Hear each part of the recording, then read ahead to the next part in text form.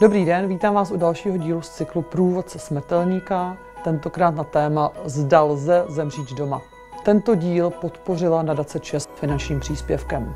Můžete nás sledovat na těchto platformách YouTube, Spotify a Apple Podcast.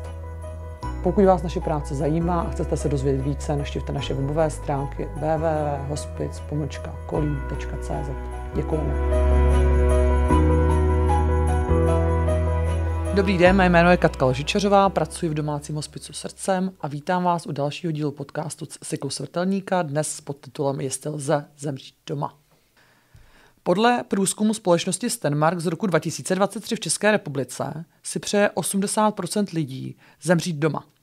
Bohužel jen 20% z nich se to ve skutečnosti podaří. 82% respondentů uvedlo, že se dnes o konci života nemluví dostatečně, 70% z nich vnímá, že takové téma se mezi blízkými otevře až ve chvíli, kdy už je příliš pozdě. 80% lidí podle stejnojmenného průzkumu chce znát svou finální diagnózu. Ženy se více bojí obecně ztráty soběstačnosti. Mladí lidé se nejvíce bojí bolesti a se stářím naopak roste strach právě z té soběstačnosti. Obavy z umírání jsou nejenom fyzické, ale i sociální. Mezi hlavní patří bolest, ztráta důstojnosti, ztráta soběstačnosti, odloučení, strach, úzkost a osamocenost. Přitom to není tak dávno, kdy narodit se a zemřít doma bylo naprosto běžné a přirozené. Někde to v nás prostě je, instinktivně či intuitivně. Racionálně ale pro nás těžké to připustit, natož si představit, jak to funguje, na koho se mám obrátit a co je proto potřeba. Vítám tady moji kolegyni Denaje Rufer. Denaje je zakladatelka a ředitelka domácího hospice Srdcem. Denaje, pojďme rovnou na úvod touto otázkou. Lze zemřít doma? Ano, lze zemřít doma. Bohužel ale nejčastěji se umírá v nemocnicích. Jaká jsou další zařízení, kde je to dneska běžné a ještě stále běžnější než doma? Na prvním místě jsou to určitě nemocnice, pak jsou to určitě domovy pro seniory a jiná pobytová zařízení, to znamená lůžkové hospice a pak jsme jakoby my, domácí hospice, který poskytují péči doma v přirozeném prostředí, kde lze zemřít, kde lze pečovat až do konce doma. Asi jsme prošli všechny ty varianty. Nevím, jestli je ještě potřeba zmiňovat ten lůžkový hospic, jestli chceš uvést ještě nějaký rozdíly oproti všem těm zmíněným možnostem.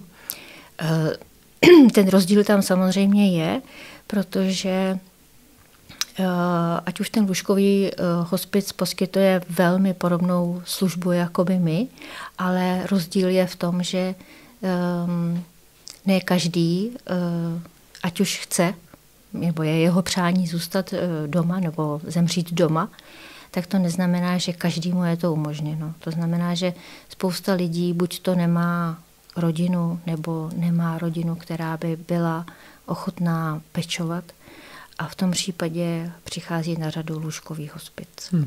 Tak mě přivádíš vlastně do jiné trošku oblasti, jestli jsou i nějaké důvody pro a proti, proč kterou z těch variant vybrat. Teďka zmiňuješ, pokud není možnost pečovat každou hodinu, každý den o toho umírajícího, tak je potřeba volit nějakou jinou variantu, třeba lůžkový hospic. Jsou nějaké ještě další důvody, které brání k tomu zemřít doma, pokud si to dotyčný nebo dotyčná přejí? Je to spíš o tom, že my pokaždé s tou rodinou, když mluvíme, když přijdou a právě zjišťujeme veškeré informace, zároveň jim poskytujeme my zase informace, co všechno jsme schopní v té rodině nabídnout, či jsme schopní pomoct, tak je to o tom, že v té domácí péči je potřeba, aby alespoň jeden člen rodiny byl k dispozici doma a byl schopen pečovat. To znamená, hodnotíme tam i, jestli je fyzicky schopen, ale i samozřejmě psychicky a jestli právě v té rodině někdo je, kdo mu může pomoct, protože ta péče v závěru života někdy je velmi náročná. Zároveň víme, že ne každý se hnedka na to cítí. Ne hnedka každý ví, že to zvládne a tak. Takže samozřejmě ty možnosti, že třeba i v průběhu péče je možné požádat o lůžkovou vlastně péči nebo lůžkový hospic. Tohle ty všechny varianty jsou vždycky jakoby na stole.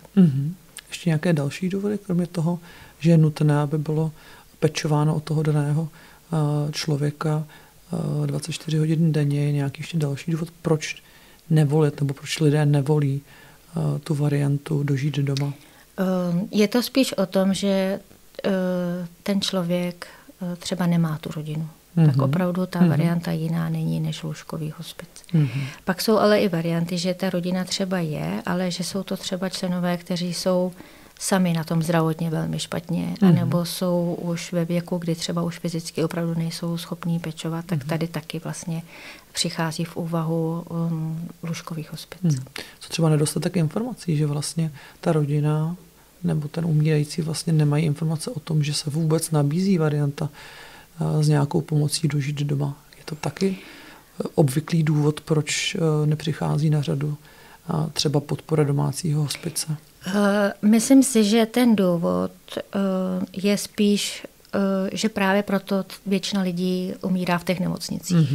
Tam je ten zásadní důvod, kdy ty lidi vlastně nevědí o možnosti ať už domácího hospice, tak vlastně i toho lůžkového.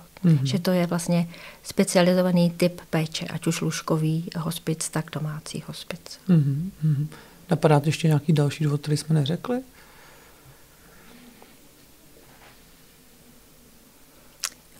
Asi v tohle chvíli mě nenapadá, ale je pravda, že se velmi často setkáváme s tím, že vlastně o nás nevěděli, nebo o nás nevěděli dřív. Setkal se třeba i s variantou toho, že třeba pacient, klient, umírající vlastně jakoby se bál té možnosti využít, že nebo bál se spíš, aby byl dobře, aby dobře o něj bylo postaráno třeba po té zdravotní stránce a spolehal by víc jako třeba na nemocnici, na zdravotníky. Tam stává se to někdy takhle? Výjimečně se to stává. Výjimečně se to stává, ale jsou to většinou obavy pečujících. Pečujících, který vlastně se bojí té péče, protože to neznají, protože nevědí, jestli to zvládnou. Jaké jsou ještě další obavy, s kterými se setkáváte ze strany pečujících? Co se týče té možnosti využít domácího hospice a dopečovat nebo pro toho pacienta vlastně dožít doma? Je to spousta strachu. Je to spousta strachů spojených s tím, jestli to zvládnu, jestli to dokážu, ale taky jestli dokážu být s tím člověkem, který je takhle vážně nemocný. A jestli vlastně dokážu být s ním až do konce. Jestli tady ty věci dokážu vlastně zvládnout, protože je to vlastně poprvé v životě. Tohle to jsou záležitosti, které si neutvořím úplnou jakoby zkušenost a jsou to vlastně věci, které obnášejí velkou nejistotu a velký vlastně neznámo. A to spousta lidí vlastně i děsí a bojí se toho. Jak tomu my v domácím hospici můžeme pomoct? Jak tomu jako pomáháme? Tohle to vnímáme jako velmi jakoby důležitou věc, kdy potřebujeme s tou rodinou si v klidu sednout a všecko jim vlastně vysvětlit. Vysvětlit jim, jak to bude probíhat, jaký jsou ty nároky, co vlastně se od nich očekává, co to bude celý vlastně obnášet, jak do toho vstupovat budeme my, jakým způsobem my jim v tom budeme pomáhat. A to jsou všechno věci, které ty strachy postupně všechny vlastně pojmenujeme, vysvětlíme a ty obavy postupně jakoby vlastně jsou už vlastně jako vyřešené nebo nějakým způsobem pominou. My jsme se bavili trošičku vlastně na straně těch pacientů, klientů, že může někdo mít obavu, aby o něj dobře bylo zdravotně postaráno. Jsou na straně pacientů nějaké další důvody, proč se oni třeba nerozhodnou nebo nechtějí dožít doma? Určitě ano. Určitě ano a je to ve velké míře to, že nechtějí být závislé. Nechtějí způsobovat vlastně rodině jakoukoliv vlastně jako přítěž, břemeno. V podstatě přítěž, přesně tak, že způsobí to, že ta rodina se teďka bude muset vlastně přeorientovat na jinak než na svůj život vlastně A ten pocit té závislosti je tam jakoby velký. To mě i napadá, že vlastně někdo si může klást otázku, do jaký míry vlastně já jako ten pečující v té rodině, co vlastně budu muset jako dělat, co bude na mých bedrech, s čím mi naopak může pomoci hospic. Co to třeba je? Tak a to je právě to, že my s tou rodinou o tom komunikujeme. To znamená, že pak, když jsme v té rodině a mluvíme i s tím pacientem, tak vlastně je nabádáme k tomu, aby ta rodina navzájem o všem komunikovali. To znamená, jakoby, aby si tadyhle to mohli říct a minimálně si říct, že pokud ta rodina chce o něho pečovat doma, o toho člověka, tak vlastně tím mu i vysvětlí, že ta přítěž, kterou on má, není vůbec na místě. Že vlastně to vůbec tak mít nemusí, protože oni opravdu chtějí. Napadá mě k tomu takový, jako jestli, že v nemocnici bývají různý jakoby, seznamy toho, co je potřeba jako udělat, jak se postarat o to pacienta, protože se střídají třeba sestřičky a podobně. Je něco taky takového jako k dispozici, že je potřeba jako vědět, co je potřeba u toho daného člověka, u kterého já pečuji, jako udělat, pak jestli to někdo zkontroluje, jestli si ty sestry, který se taky vlastně v tom hospicovém prostředí jakoby střídají si to někdy, nebo velmi často asi ty pečující, je někde nějaký takový jako seznam, přehled toho, abych se v tom jako já pečující nestratil, je něco takového? Určitě ano, ale my máme zkušenosti, že to stojí spíš na tom rozhovoru, že si utváříme vůbec jakoby prostor tu rodinu poznat, nějakým způsobem navázat důvěru a tu blízkost toho osobního rozhovoru vnímáme jako velmi důležitou, proto se snažíme na tom vždycky se sejít a vysvětlit. A to znamená i popsat, co budeme dělat, co se bude dít a jak ta péče by měla vypadat a s tím, že co všechno k tomu mohou vlastně využít. Ať už to jsou kompenzační pomůcky, ať už to je vlastně naši kolegové sociální pracovníci, psychosociální pracovníci a tak dále. Takže je to o rozhovorech. Co třeba jako konkrétně si můžu představit, když budu o někoho pečovat? Bude úkon, který budu muset se naučit dělat já. Jestli se to dá nějak vytáhnout konkrétně z praxe, nebo je to vždycky nějaký typizovaný, který určitě budu, a který už budou zase úkony, který bude dělat zdravotnický personál, protože to třeba mě napadá, že pro někoho může být téma. Je to určitě velmi, velmi individuální, protože rodiny třeba některé mají zkušenost s nějakou péčí nebo s nějakou poskytováním hygieny, nebo dokonce i v rodinách jsou někteří třeba i zdravotníci, takže je to hodně individuální, proto na začátku se snažíme tu rodinu celou poznat, snažíme se i zjistit, kdo všechno bude pečovat a následně potom jim právě nabízíme to, že ať už využití těch kompenzačních pomůcek, ale právě co všechno usnadní tu péči. Zároveň pokud už ten člověk je vlastně upoután na lůžku, takže my vlastně mu tam popíšeme, že je potřeba polohovat. Proč je potřeba polohovat a jakým způsobem se to dělá a co k tomu se dá vlastně využít. Potom, co se týče léků, ať už na bolest, ale obecně léky, které řeší vlastně symptomy té samotné nemoce, tak to samozřejmě dělají pouze sestřičky. A sestřičky zase mají vše vlastně zkonzultováno s naším lékařem. A pak v rámci péče vlastně, co do té rodiny docházíme, tak zjišťujeme vlastně, co je potřeba řešit. Ať už z pohledu pečujících, tak samozřejmě z pohledu člověka, který vlastně, o kterého vlastně pečujeme. Co to třeba může být zase na nějakých příkladech, když pomeneme teďka tu zdravotnicko-pečovatelskou část, co to může být za další témata, která se řeší? Je to právě, co se vlastně v té rodině děje, ať už je to třeba přes noc nebo třeba přes víkend, kdy se ten stav třeba nějakým způsobem mění. Ať už to, že je potřeba dávat jiné léky, ať už je potřeba třeba zvyšovat léky na bolest, ale zároveň jsou to vlastně témata, které se dotýkají samotného doprovázení, samotného vlastně to, co můžou očekávat, to, co může nastat, aby věděli, jak mohou reagovat, nebo jak by měli reagovat. A jsou to i takové rozhovory připravovat vlastně na tu smrt, připravovat na to, co může nastat a že to může nastat dřív, později. Jsou to vlastně otevřená témata, které se dotýkají samotného odchodu pacienta. Zmiňovala jsi i vlastně sociální pracovníky, sociální pracovnice. Co třeba ty mohou řešit pro tu rodinu v téhleté fázi? S čím mohou pomoci? Sociální pracovník určitě vstupuje už na začátku té péče a vlastně komunikuje s rodinou a tam se mimo jiné řeší příspěvek na péči, ať už na jaký mají nárok, ale kde vlastně požádat, což samozřejmě sociální pracovnice s nima všechno vlastně vypíše, po případě může odnést, anebo spolu s rodinou. A jsou to vlastně záležitosti i kolem půjčení různých těch pomůcek, které v různou danou fázi péče jsou potřeba. Jak intenzivně, protože jsi mluvila o tom, že se vždycky třeba, když je víkend nebo nějaký jako období, že řešíte, jestli bude nějaká potřeba, nějaká změna ve všech možných jakoby oblastech. Jak intenzivně jste v kontaktu s rodinou?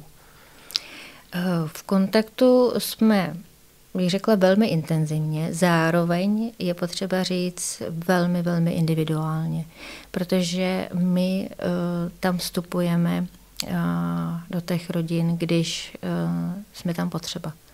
To znamená, že my nestanovujeme přesně dny a hodiny, kdy tam budeme, ať se děje, co se děje, ale jsme v každodenním kontaktu s rodinou, kdy zjistíme, co je potřeba, co není potřeba. A pokud se jedná o běžné úkony, jakoby výměna katetru, takový ty běžné věci, co samozřejmě ví sestřička, tak ta ví přesně, kdy se to musí udělat, takže to se domluví s rodinou, že tam určitě přijede.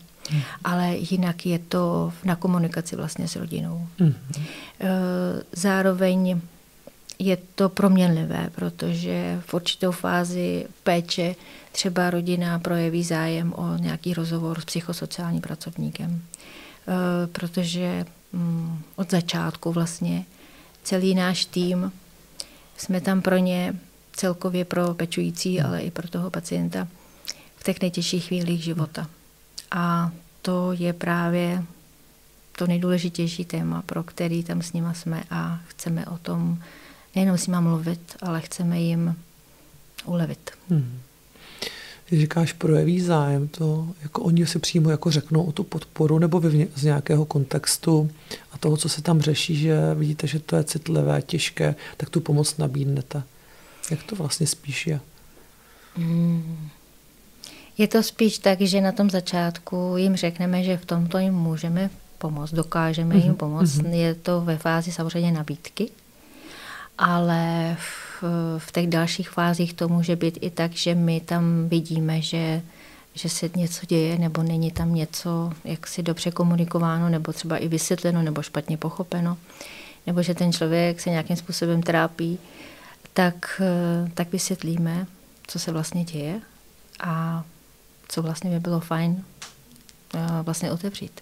Takže je to spíš, že vy citlivě reagujete na to, co se v té rodině kompletně děje a pak spíš nabízíte, než že by ta rodina přišla s tím a teďka je přímo ten okamžik, my bychom rádi využili to, co jste nám říkali na začátku a to je nějaká psychosociální pomoc nebo psychoterapeut. Je to spíš, že vy reagujete na to, co je individuálně vlastně potřeba.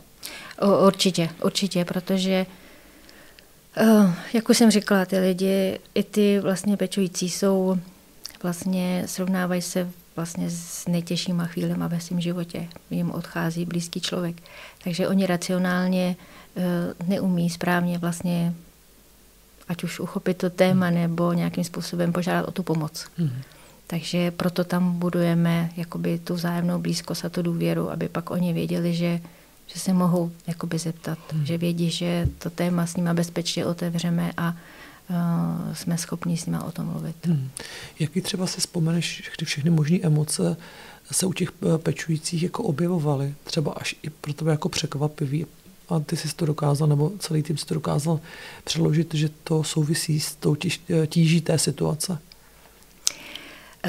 Je to vlastně celé o těch emocích. Ta celá komunikace i vlastně ta situace těch pečujících je o těch emocích. Takže tam vstupují všechny emoce, které existují. A každá má svoji fázi a každá má nějaký průběh a tak to určitě samozřejmě ano. Že by mě nějaká překvapila, to určitě ne, protože každá ta emoce, která přijde, je naprosto v pořádku a je naprosto přirozená. Jde jenom o to, na to správně reagovat, správně to pojmenovat a vytvořit ten bezpečný prostor. Mm-hmm. Ještě mě teďka přišlo na mysl, co třeba, když se pečuje v rodině, kde jsou děti. Jakým způsobem s tím nakládáte, jaká dáváte doporučení, jakou podporu pro ty pečující, potažmo pro ty děti, které jsou toho součástí, jako poskytujete? Je to velmi častá otázka pečujících.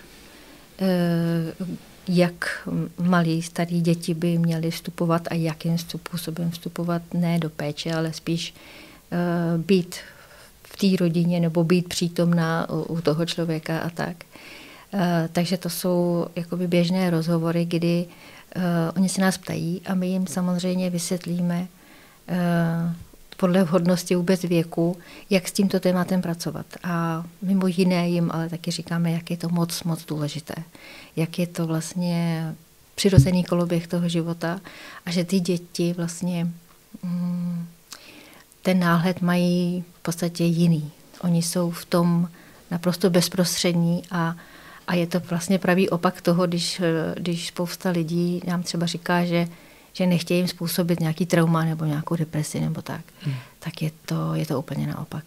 Ale je důležité o tom mluvit citlivě, velmi vhodně a my třeba máme k tomu, nebo doporučujeme těm rodinám a jim to i zapůjčujeme krásné knížky, které jsou uspůsobeny k tým dětem, takže ta rodina si s těma dětma o tom takhle tímto způsobem mohou hezky popovídat.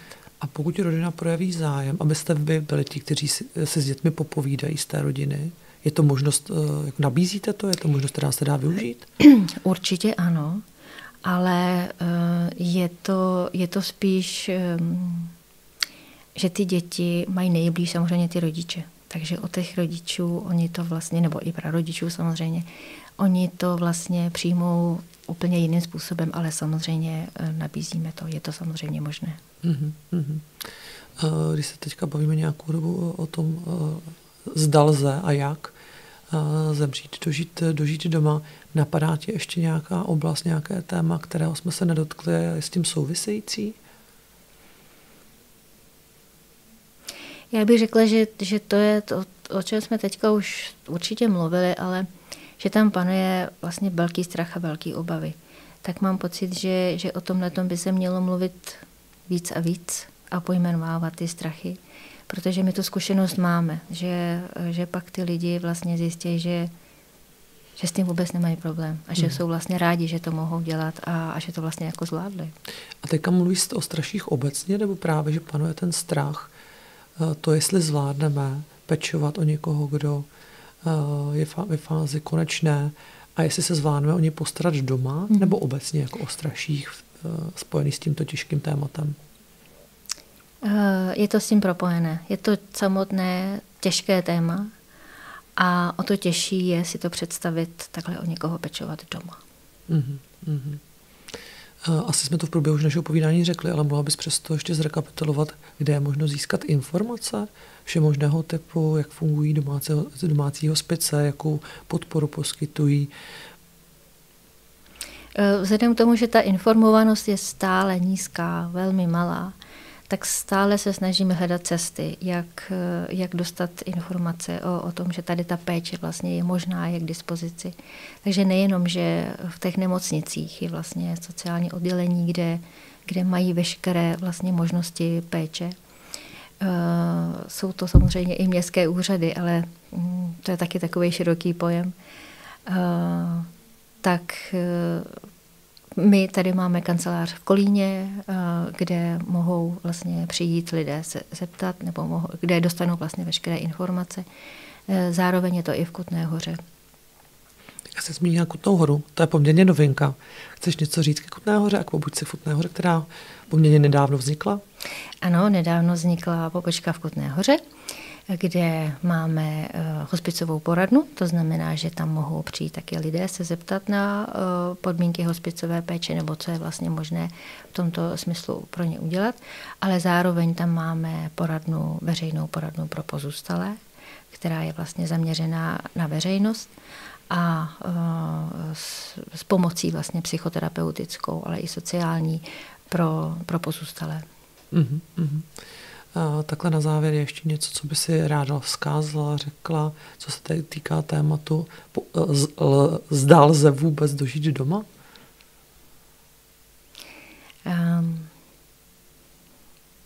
Já bych asi závěrem řekla to, že i když někdo má ty obavy, že to nezvládne nebo že má strach z čehokoliv, aby se určitě přišel informovat. Že to rozhodnutí udělat musí každý v této fázi života, ale zjistit si všechny informace a až potom to rozhodnutí udělat je určitě moc fajn. A to ideální nebo hodný načasování za tebe? Je to právě, když jsem v té situaci? Nebo to je na snadě, že ta situace nastane? Nebo bys doporučovala vlastně dříve? Já bych určitě doporučila dříve. A to i tak, že třeba ten blízký člověk je zatím v nemocnici a je třeba ještě v léčbě. Ještě vlastně probíhá léčba. Nicméně v této fázi je ideálně si zjistit veškeré dostupné informace, aby až ta fáze nějaká další nastane, aby ten člověk už byl vlastně jako připravený, aby už jakoby ty informace měl, protože obecně, ať co se týče naší péče, ale i jakýkoliv jiný, třeba jakoby následný, neznamená to nikdy tak, že jeden den se stane něco a já od druhého dne potřebuju tu péči. A aby ta kapacita byla volná, aby vůbec něco, tak to v podstatě je úplně nereálné. A to způsobuje mimo jiné i to, že ty lidi najednou jsou v šoku, najednou jsou v nejistotě teďka, co vlastně dělat. A vlastně pomalu s tímhle systémem zjistí, že vlastně musí buď to počkat, anebo ta péče v tuhle chvíli není možná. Máš nějaké doporučení, pokud jsem ve věku, řekně, i mladšího věku, středního a podobně, jestli už bych tohleto téma měl nějakým způsobem o něm přemýšlet, jestli vlastně vůbec bych chtěl dožít doma a pak se třeba zabývat nějakýma dalšíma otázkama, potažmo zjišťováním informací? To je velmi zajímavá otázka. Moc nebo takhle, je to velmi, velmi individuální věc, protože jsou lidi, kteří se zajímají o ten život a ať už začátek, nebo konec, nebo průběh různýma způsobama. Ale někdo naopak vlastně předtím hnedka zavírá dveře, protože to pro něho je taková nejistota, takový tajemno, který ho vlastně děsí, že ho vlastně odsouvá úplně až na chvíli, kdy vlastně už není zbytí. Takže je to velmi jaksi rozporuplné, bych tak řekla, nebo spíš hodně individuální. Ale za mě, protože já pracuji v hospici už 7 let, tak zabývat se otázkami mýho života a mý nějaký konečnosti mě do života přináší neskutečné věci. Úplně jiný pohledy, úplně jiný zjištění a v podstatě nějakým způsobem mě to vede i k mnohem vědomějšímu životu. Jaký třeba konkrétně věci, uvědomění, jaké nové formy, způsoby vedení života ti to přináší, tohle uvědomění pro inspiraci? Jsou to určitě nějaké hranice tady jako života, co člověk vůbec jako je schopný nejenom prožívat, ale zažívat, ale co všechno jde vlastně vědomě vlastně žít. A zároveň si uvědomovat, co je v mém životě vlastně důležitý a co vlastně tam není důležitý a co je zbytný a co není zbytný. Ať už je to nějaký materiální svět, v kterým většina z nás rozhodně žijeme, nebo má to v našem životě nějaké nezastupitelné místo, ale zároveň je tam něco, co nás prostě přesahuje. A ať už je to z jakýhokoliv jako pohledu, jak to každý kdo nazve, ale je to i o tom uvědomit si, co pro nás jako znamená rodina, co pro nás znamenají vztahy. A to vztahy jakoby jakýkoliv. Ať už vztahy jakoby rodinné, přátelské, pracovní, ale i vztahy právě s přírodou. Vůbec takové ty věci, jaký je smysl života. A co to znamená vlastně konečnost našeho života a co se potom vlastně bude dít. A to už jsou potom další jakoby filozofický témata, která by se daly košatit a košatit. To věřím. Kdyby to bylo na dlouhý povídání na několik dílů, a k tomu se možná někdy v dalším díle našeho podcastu dostaneme. Já ti chci moc poděkovat za dnešní povídání. Bylo to moc fajn, moc příjemné a budu se těšit zase někdy příště. Děkuju. Taky děkuji. Vážení diváci, loučím se i s vámi. Věřím, že jste si tam našli pro sebe zajímavé informace, inspirace a že stejně se mnou dokážete vnímat téma a možnost zemřít doma úplně jinak, než jste to měli dříve. Děkuji a budu se těšit příště.